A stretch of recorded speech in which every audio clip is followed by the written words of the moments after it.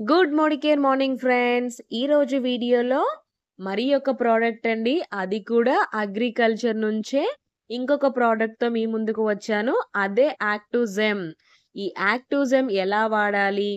ఎప్పుడు వాడాలి? దీన్ని వాడడం వల్ల మనకు ఉపయోగాలు ఏంటి అనేది దీన్ని వాడిన రైతుల ద్వారా నేను ఇన్ఫర్మేషన్ గ్యాదర్ చేసి ఈ వీడియో చేయడం అనేది జరుగుతుందండి. ఈ వీడియోలో మీకు యాక్టివ్‌జెమ్ గురించి పూర్తి ఇన్ఫర్మేషన్ ఇస్తాను. ఇది మొక్కల యొక్క పెరుగుదలకు చాలా బాగా ఉపయోగపడుతుంది యాక్టివ్‌జెమ్. ఈ యాక్టివ్‌జెమ్‌ని సముద్రం నుంచి తీసిన మొక్కల ద్వారా తయారు చేసిన ప్రొడక్ట్ అండి ఇది. సముద్రపు నాచు, సముద్రపు నాచు నుంచి తయారు చేసిన ప్రొడక్ట్. ఇది కంప్లీట్ ఆర్గానిక్ సోర్స్ అండి.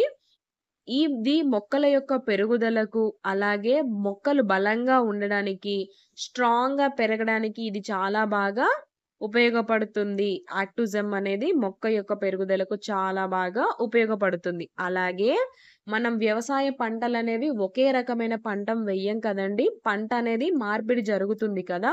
ఈ మార్పిడి జరిగేటప్పుడు గినక ఈ యాక్టివ్‌జెమ్‌ని గినక మనం వాడితే మనకు మంచి లాభాలు అనేవి వస్తాయి. అలాగే పంట యొక్క దిగుబడి కూడా మనము పెంచుకోవచ్చు.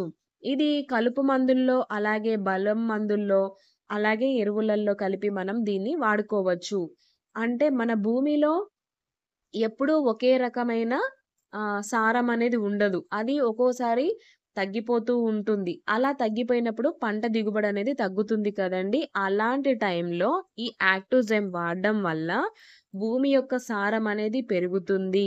అలాగే భూమిలో మన మట్టిలో ఎన్ని పోషకాలు ఉండాలో అన్ని పోషకాలను కూడా తిరిగి తీసుకువస్తుంది. అలా తీసుకువచ్చినప్పుడు భూమిలో సారం అనేది పెరుగుతుంది. అప్పుడు మొక్కకి మంచి బలం అనేది చేరుకుంటుంది. కాబట్టి ఈ యాక్టివ్‌జెమ్‌ని మనం ఖచ్చితంగా వాడాలి. ఇది కంప్లీట్ ఆర్గానిక్ ప్రొడక్ట్ అండి. ఇందులో 60 పోషకాలు, మూలకాలు ఇందులో ఉన్నాయి. ఇది మంచి మినరల్స్, మొక్కకు కావాల్సిన 21 ఎమినో యాసిడ్స్ కూడా ఇందులో ఉన్నాయి. అలాగే కార్బోహైడ్రేట్స్, న్యూట్రియంట్స్ కూడా ఇందులో ఉన్నాయి. అంటే మన మొక్కకు ఎన్ని ఎమినో యాసిడ్స్ కావాలో అన్ని అమినో యాసిడ్స్ ఉన్నాయి. అలాగే కార్బోహైడ్రేట్స్, న్యూట్రియంట్స్ కూడా ఉన్నాయి. పంట అనేది చాలా తొందరగా పెరగడానికి ఈ యాక్టివ్‌జెమ్ చాలా బాగా ఉపయోగపడుతుంది. అలాగే ప్రకృతి వైపరీత్యాల నుంచి తట్టుకోవడానికి కూడా ఇది చాలా బాగా ఉపయోగపడుతుంది. అంటే మనం మంచి పంట, చేతికొచ్చిన పంట జారిపోతుంది, బాగా వర్షాలు పడుతున్నాయి, బాగా ఎండలు కొడుతున్నాయి అననేసి రైతులు చాలా బాగా బాధపడుతూ ఉంటారు. గట్టిగా వర్షం పడ్డప్పుడు పంట అనేది రాలిపోతూ ఉంటుంది కదండీ! అలాంటి వైపరీత్యాల నుంచి కూడా పంట తట్టుకొని బలంగా నిలబడుతుంది. పంట అనేది కూడా పాడవకుండా ఉండడం కోసము ఈ యాక్టివ్‌జెమ్ అనేది మనం ఖచ్చితంగా వాడాలి. అలాగే మొక్క యొక్క వేర్ల వ్యవస్థను బలంగా ఉండడానికి యాక్టివ్‌జెమ్ చాలా బాగా ఉపయోగపడుతుంది. ధాన్యాలు కానీ, ఫ్రూట్స్, అంటే పండ్లు, ఆ పండ్ల యొక్క సైజు పెరగడానికి, అంటే బరువనేది పెరగడం కోసము ఇది చాలా బాగా ఉపయోగపడుతుంది. అలాగే పంట యొక్క దిగుబడి పెరుగుతుంది. పూత వస్తుంది కదండీ! పువ్వులు, మొగ్గలు, అంటే డిఫరెంట్ డిఫరెంట్ ఆఫ్ పంటలలో మనకు పువ్వులు, మొక్కలు, కంకులు వచ్చేవి ఉంటాయి కదండీ! అవి రాలకుండా, ఆ పూత రాలకుండా, పిందెలు రాలకుండా, మొగ్గలు రాలకుండా ఇది కాపాడుతుంది. దీన్ని మనం ఎలా వాడాలంటే, 1 లీటర్ వాటర్‌కి 1 ఎంఎల్ యాక్టివ్‌జెమ్ కలిపి వాడుకోవచ్చు. మనం ఏవైతే బలం మందులు ఇస్తామో దానికి 1 లీటర్ వాటర్‌కి 1 ఎంఎల్ కలిపి వాడాలి. అదే 1 ఎకరం పొలంకైతే 200 ఎంఎల్ ఆఫ్ యాక్టివ్‌జెమ్‌ని ఇవ్వాలి. మనము 1 ఎకరం పొలానికి గినక యాక్టివ్‌జెమ్ ఇవ్వాలి అని అనుకుంటే గినక 200 ఎంఎల్ ఆఫ్ యాక్టివ్‌జెమ్ ఇవ్వాలి. ఈ యాక్టివ్‌జెమ్ బాటిల్ మనం యూజ్ చేసేటప్పుడు కంప్లీట్‌గా మనం షేక్ వెల్ బిఫోర్ యూజ్.